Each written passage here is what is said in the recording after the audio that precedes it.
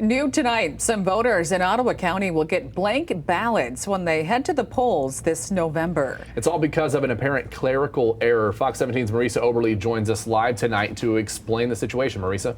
Yeah, Janice and Josh, one of the candidates impacted by that mistake actually took legal action today. He and the other nominees called the decision unfair.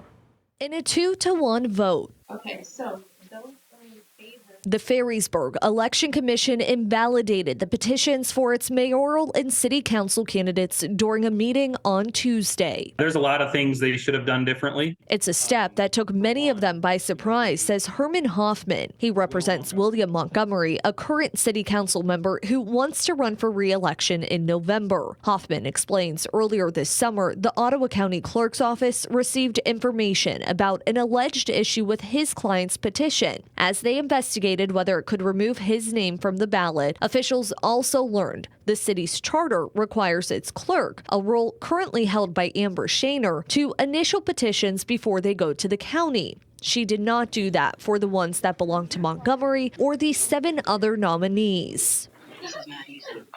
So, in an attempt to follow its governing document, Shaner and another commission member decided to disqualify each one. What she should have done was done her job. If there was any issue, then she should have notified Mr. Montgomery. Hoffman says Montgomery should not be penalized for someone else's error. He filed a complaint in Ottawa County Circuit Court Wednesday in an attempt to ensure his client's name still appears on the ballot. Other candidates Fox 17 spoke to agree. I'm kind of disappointed that, we go to all the effort and get on the ballot and then they throw us off for it's a legitimate reason, but it's no fault of our own. At least 3 said they did not learn about the invalidation until after the vote either. Those who want to still run can do so as a write-in nominee, but that brings concerns. Having their name on the ballot is critically important, and they did everything right.